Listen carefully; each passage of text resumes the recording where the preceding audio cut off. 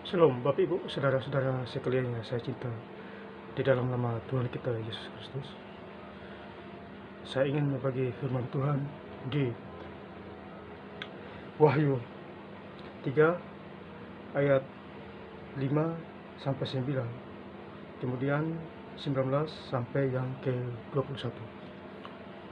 Sebelum kita mengawali firman Tuhan di hari Minggu tanggal 16 Oktober 2022, kita awali dengan doa. Mari kita berdoa di dalam nama Tuhan kita Yesus Kristus. Tuhan Roh Kudus, Tuhan Yesus Kristus, di minggu ini Tuhan, di tanggal 16 Oktober 2022, saya sebagai hamba Tuhan, hambamu ini Tuhan, Engkau pilih untuk merenungkan firman sabdamu yang hidup.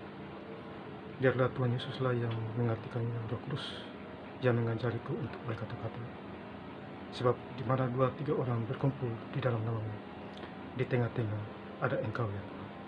Matius 18 ayat 20. Terima kasih Bapa Tuhan Yesus Kristus. Inilah doa hambamu.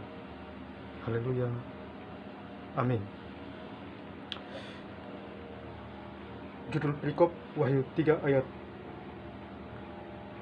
ke-7, kepada jemaat di Philadelphia.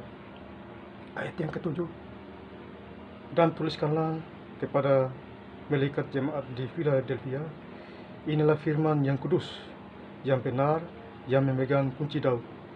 Apabila ia membuka, tidak ada yang dapat menutup. Apabila ia menutup, tidak ada yang dapat membuka. Aku tahu segala pekerjaanmu, lihatlah, aku telah membuka pintu bagimu yang tidak dapat ditutup oleh seorang pun. Aku tahu bahwa kekuatanmu tidak seberapa, namun engkau menuruti firmanku, dan engkau tidak menyangkal namaku. Kemudian ayat yang ke-19, barang siapa aku kasihi, ia kutegur dan kuhajar. Sebab itu relakanlah hatimu dan bertobatlah. Lihatlah, aku berdiri di muka pintu dan mengetok. Jikalau ada orang yang mendengar suaraku dan membukakan pintu, aku akan masuk mendapatkannya, dan aku makan bersama-sama dengan dia, dan ia bersama-sama dengan aku. Barang siapa menang, ia akan kududukan bersama-sama dengan aku di atas takhtaku, sebagaimana aku pun telah menang dan duduk bersama-sama dengan Bapakku di atas takhta. Demikianlah firman Tuhan pada hari ini, Bapak Saudara. Ya, yuk saudara-saudara sekalian yang saya cinta dalam nama Tuhan kita Yesus Kristus, di ayat yang ke-7 Tuhan berkata, dan tuliskanlah kepada malaikat di Philadelphia, inilah firman yang kudus, yang benar, yang memegang kunci Daud. Apabila ia membuka, tidak ada yang dapat menutup. Apabila ia menutup, tidak ada yang dapat. Jadi di ayat yang ke-7 Tuhan bicara, kalau Tuhan sudah menutup berkat, tidak ada yang berani membuka itu. Ya Bapak. Jadi semua yang ada di dunia ini adalah milik Tuhan. Jadi kita harus bersandar kepada Tuhan. Ya. Jadi ada waktunya kita menerima berkat Tuhan jikalau kita mengikuti suara-suara Tuhan, ya. Demikian juga tertulis di Yohanes 10 ayat yang ke-27, ya. Kita harus mengikuti suara Tuhan. Jadi kalau kita mengikuti suara Tuhan, berarti kita diberkati. Jadi kalau kita bertentangan dengan suara Tuhan, berarti kita dikutuk, Bapak Ibu Saudara, ya. Itu sudah jelas di Alkitab. Kemudian di ayat yang ke-5, barang siapa menang, ia akan kukenakan pakaian putih yang demikian. Aku tidak akan menghapus namanya dari kitab kehidupan, melainkan aku akan mengaku namanya di hadapan Bapakku, di hadapan para lawannya. Ya, Bapak. Jadi kita hidup di dalam Tuhan, ya. Sungguh-sungguh, ya. Nama kita terdaftar di surga, ya. Jadi kita berbahagia, bersukacita. Ibu saudara-saudara, ya. Demikian juga di Tuhan berfirman di Mazmur 1 ya, ayat yang ke-6 itu ya. Jadi orang yang binasa akan dihukum di situ ya. Jalan orang benar dan jalan orang fasik. Jadi jalan orang fasik itu di ayat yang ke-6 itu binasa, Bapak Ibu Saudara. Ya, jadi kita harus terdaftar di Tuhan. Terdaftar artinya kita harus ada waktu kita membaca Alkitab, ada waktu kita gereja ya. Ada 6 hari kita bekerja, hari yang ke-7 kita ingat akan Tuhan ya. Tubuh kita mempersembahkan kepada Tuhan yang berkenan kepadanya ya. Kemudian urusan masalah keuangan, uang itu urusan kedua itu. Intinya tubuh kita ini. Ya Bapak Ibu Saudara-saudara sekalian yang saya cinta dalam Tuhan Yesus Kristus. Ya, kiranya firman Tuhan ini berkuasa ya. Jadi ada kuasa di balik firman Tuhan ini. Ya, jadi iman timbul dari pendengaran firman Tuhan. Ya. Roma 4 ayat yang ke-17 ya. Iman timbul dari pendengaran firman Tuhan. Kemudian di ayat yang ke-9, lihatlah berapa orang dari saudara. Kemudian di ayat yang ke-8, aku tahu segala pekerjaanmu. Lihatlah aku telah membuka pintu bagimu yang tidak dapat ditutup oleh seorang pun. Aku tahu bahwa kekuatanmu tidak seberapa, namun engkau menuruti firman-Ku dan engkau tidak menyangkal nama. Jadi kita tidak boleh menyangkal nama Tuhan. Ya. Jadi nama Tuhan harus ditinggikan, dimuliakan. Ya. Karena di mata Tuhan ini kita tidak ada apa-apanya. Ya, jadi kalau kita berhasil, itu atas kemurahan Tuhan. Ya, sakit disembuhkan, didoain sembuh, itu Tuhanlah yang menyembuhkannya. Jadi di mata Tuhan kita tidak bisa berbuat apa-apa ya. Demikian juga di Yohanes 15 ayat yang ke-5, di luar Tuhan Yesus kita tidak bisa berbuat apa-apa ya. Jadi kalau di luar Yesus kita sebagai manusia ini hampa ya, binasa, tidak bisa berkutik ya. Makanya di Wahyu 3 ayat 7, kalau jika aku menutup tidak ada yang membukanya ya. Kalau Yesus sudah menutup tidak ada seorang pun yang membuka itu ya. Intinya kita harus sadar ya, menyadari perbuatan kita, introspeksi diri sendiri ya Bapak Ibu Saudara-saudara yang saya cinta dalam Tuhan Yesus Kristus. Kemudian di ayat yang ke-19 ya, barang siapa ku kasih ia kutegur dan kuhajar, sebab relakanlah hatimu dan bertobat ya. Jadi kita kadang-kadang kita ditegur oleh Tuhan ya, melalui sakit penyakit ya. Jadi kita ditegur ya. Kalau tidak ditegur berarti artinya lanjut terus ya, hidup di dunia kegelapan. Kalau hidup di dunia kegelapan, iblis senang itu ya. Jadi iblis tidak perlu bekerja keras lagi, karena dia tahu bahwa orang yang tidak sungguh-sungguh mencari Tuhan itu lemah imannya ya, hidupnya serba susah, serba masalah ya, serba pusing. Walaupun dia bekerja, walaupun dia ada uang banyak, harta banyak ya, harta sekarang, tetapi kalau dia tidak sungguh-sungguh kepada Tuhan, usaha menjaring angin itu ya. Pengkhotbah 1 ayat 14. Jadi usahanya menjaring angin, walaupun dia bekerja ya, habis itu harta kekayaan. Walaupun dia ada uang, habis itu serba kekurangan. Tetapi kalau orang yang sungguh-sungguh di dalam Tuhan, dia bersyukur walaupun upahnya kecil, tetapi dia berdoa, terima kasih Tuhan, engkau sungguh baik ya, hamba sangat diberkati karena namamu Tuhan Yesus. Itu jadi Tuhan itu senang itu, maka dia hidup tidak berkekurangan, malah hidup berkelimpahan ya Bapak Ibu Saudara-saudara.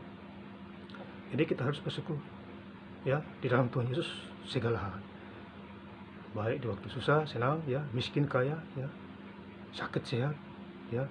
Kita harus bersyukur, jangan bersungguh-sungguh seperti bangsa Israel itu mau masuk di tanah Kanaan, bersungguh-sungguh ya, mengeluh kiri kanan ya, mengadu kepada Nabi Musa itu ya, Tuhan marah mati banyak orang Israel itu pada zaman itu, ya, karena bersungguh-sungguh, ya, tidak bersuka cita, ya. Lalu saudara-saudara sekalian yang saya cintai dalam nama Tuhan kita Yesus Kristus, di ayat yang ke-20, aku lihat berdiri di muka pintu dan mengetuk, jikalau ada orang yang mendengar suaraku dan membukakan pintu, aku akan masuk mendapatkannya dan aku makan bersama-sama dengan dia dan bersama-sama dengan aku. Ya, jadi di sini Tuhan bicara kita harus mendengar suara Tuhan. Ya, ayat ini berkaitan dengan Yohanes 10 ayat 27. Kita harus mendengar suara Tuhan. Ya, misalnya suara Tuhan suruh kita baca Alkitab. Ya, kita harus baca. Ya, jangan tunggu hari Minggu gereja baru baca. Senin Sabtu simpan Alkitab kayak bantal itu. Ya, jadi tidak ada kuasa itu. Ya, tidak ada kuasa artinya tidak ada kuasa penyembuhan, kuasa doa. Ya, karena menunggu hari Minggu baru baca Alkitab, itu pun Pak Pendeta yang suruh baru baca. Ya, kalau dari hatinya susah. Ya, Senin sampai hari Sabtu itu.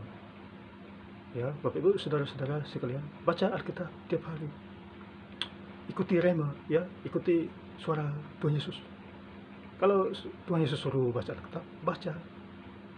Jangan punya Alkitab kemudian simpan berlama-lama.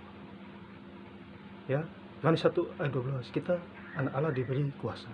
Ya, kalau diberi kuasa ya baca Alkitab. Ya, setiap hari, bukan kadang-kadang, ya. Berapa pasal sesuai iman saudara, ya, dan saya. Misalnya kalau sehari baca 2 pasal ya sesuai imanmu. Ya, itu luar biasa itu. Daripada tidak baca sama sekali. Ya, Bapak Ibu saudara-saudara, ya, hidup ini harus benar-benar bergaul karib dengan Tuhan Yesus. Ya, harus bergaul. Jadi kalau orang bergaul dengan Tuhan, dia tahu persis. Ya, Tuhan membela dia dalam segala hal, ya. Berkat berkelimpahan, hidup diberkati Tuhan Yesus. Yang sakit disembuhkan, yang bodoh jadi pintar, ya. Hikmat lebih di atas dari nomor 1 daripada pintar, Bapak Saudara. Kamu pintar tapi tidak ada hikmat dari Tuhan, wah, susah juga itu. Ya, jangan cuma hanya pintar hitung bisnis, hitung uang, hitung bayar karyawan.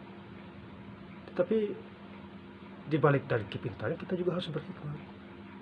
Ya, 1 Korintus 1 ayat yang ke-27, ya, di situ juga Tuhan menulis orang yang bodoh dipilih Allah untuk memalukan yang orang pintar.